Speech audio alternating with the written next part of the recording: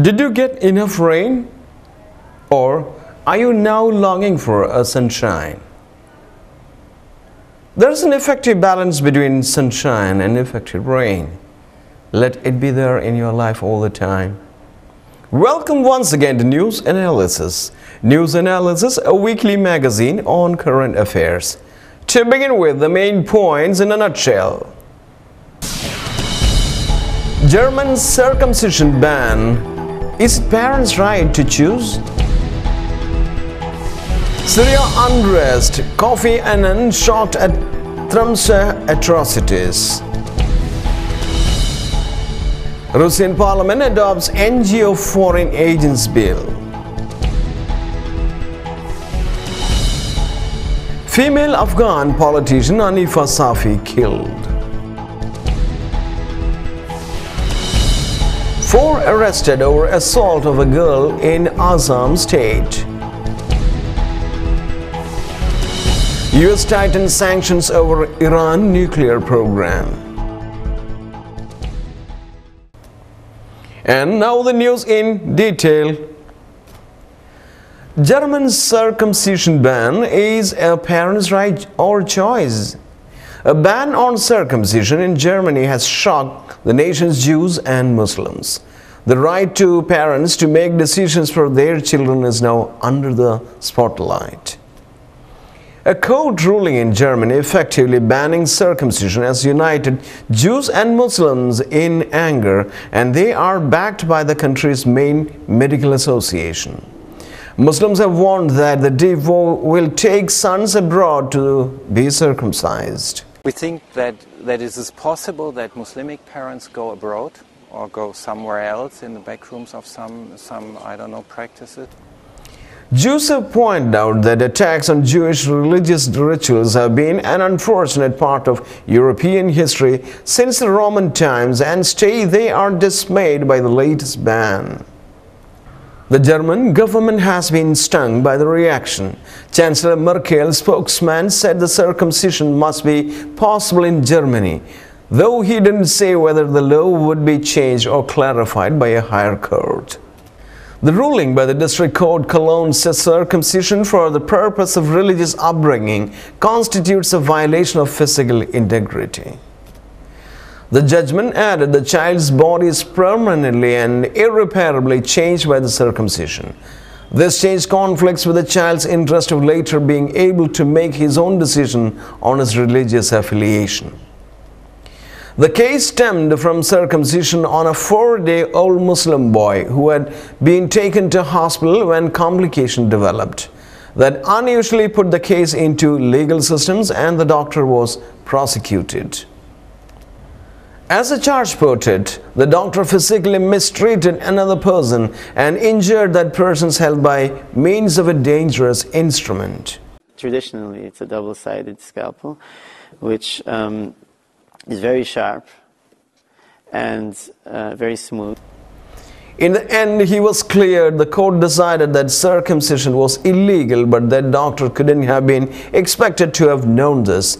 It had been done for so long that it seemed legal, when according to the court it wasn't. Because the doctor was cleared, there will be no appeal to higher court, which means the soundness of the rest of the judgment will not immediately be tested. This puts the medical profession in a great dilemma, Dr. Frank Montgomery, the president of the German Medical Association, told reporters. It leaves doctors in a legal quagmire. We are convinced that circumcision is best performed under medical conditions by physicians in a hospital. This is not just some other custom. This is the basis of what we are.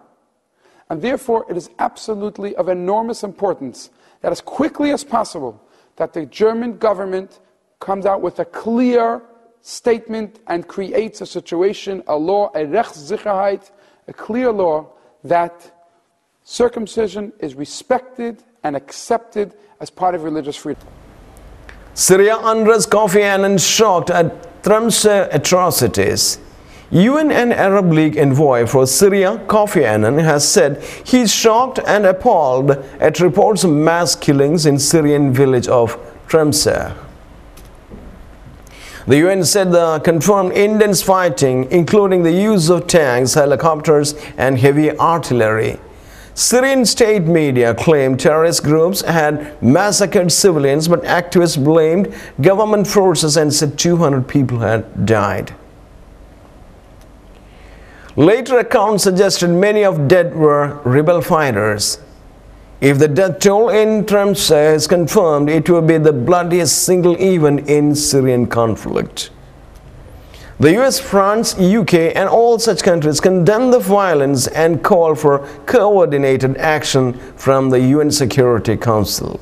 I am personally shocked and horrified by the tragic incident in Hula 2 days ago, which took so many innocent lives, children, women and men.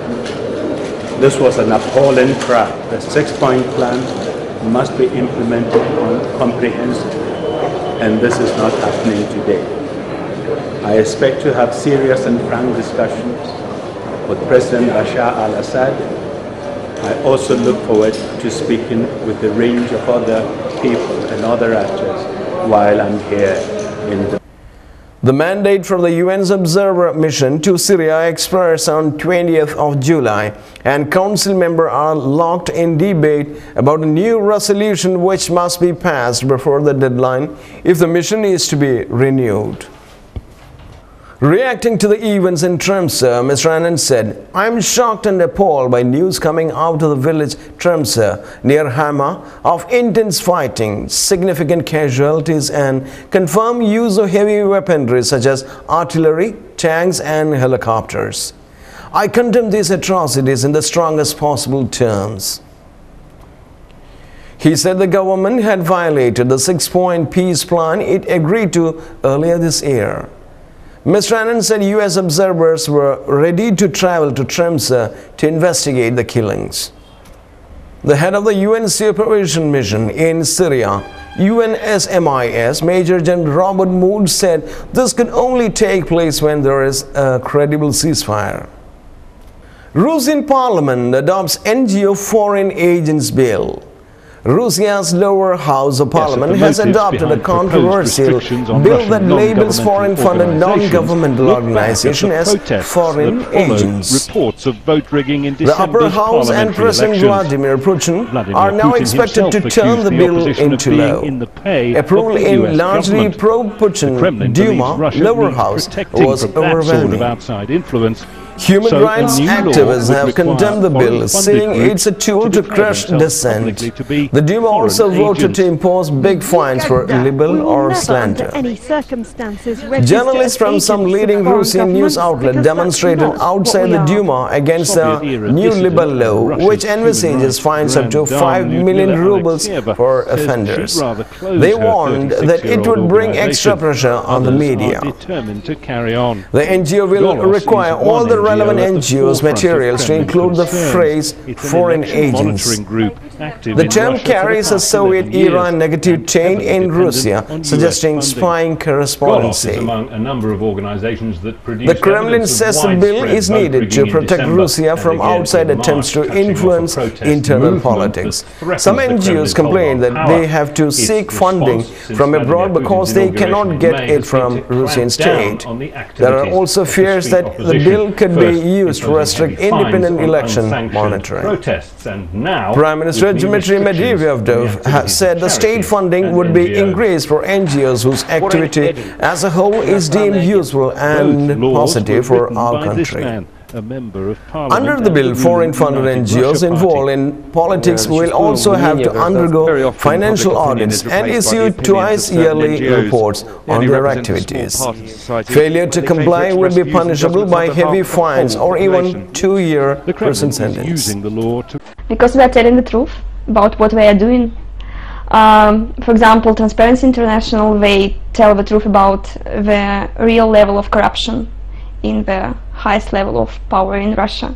Goals tell the truth about real results of elections.